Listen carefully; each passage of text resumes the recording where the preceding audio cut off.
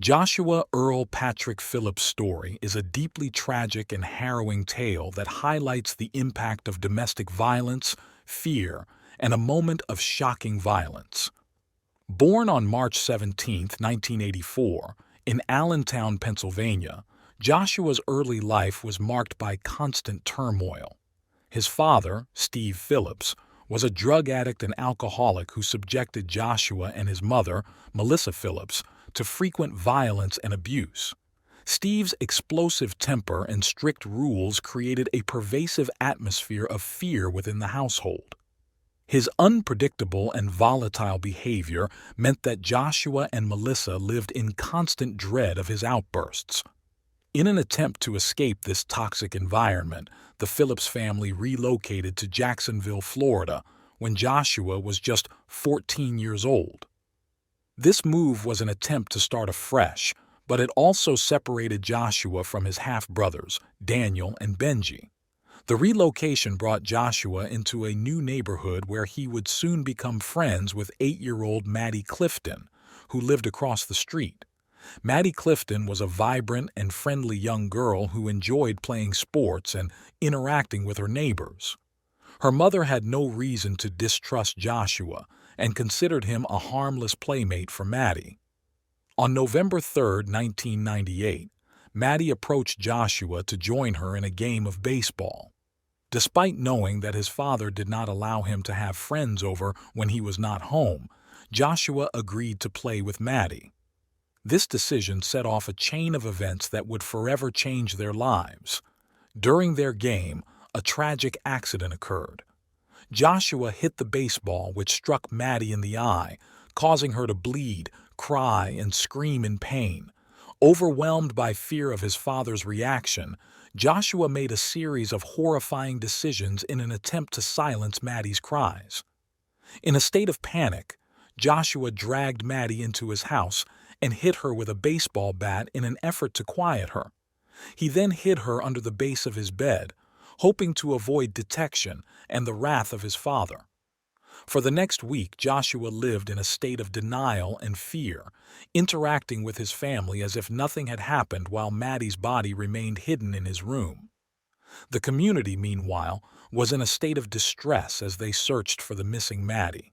It wasn't until November 10th when Melissa Phillips discovered a wet spot on Joshua's floor and found Maddie's body under his bed that the horrifying truth was revealed.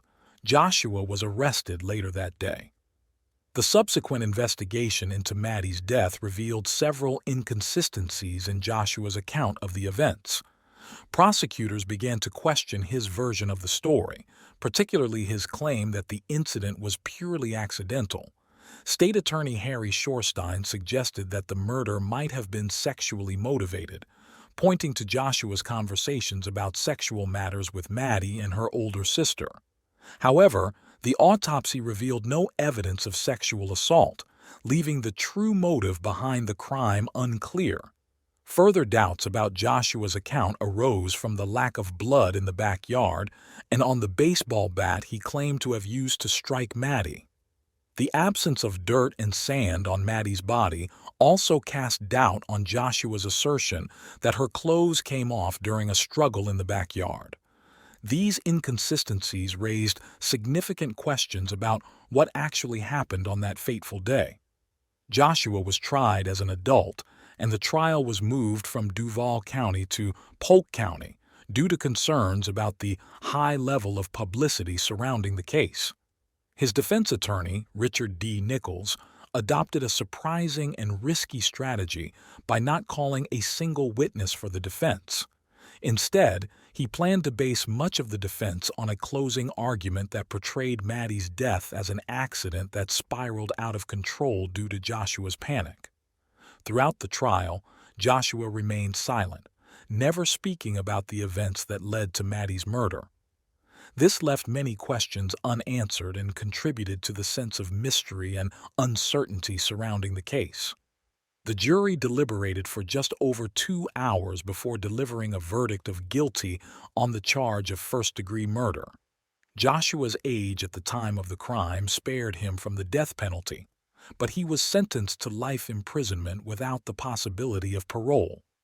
This severe sentence sparked considerable debate and raised questions about the appropriate punishment for a 14-year-old offender. Following his conviction and sentencing, Joshua Phillips began his life behind bars. Adjusting to the harsh reality of prison life, he embarked on a journey of personal growth and self-reflection. Over the years, Joshua has participated in various educational and rehabilitative programs, seeking to make amends for his past actions and improve himself.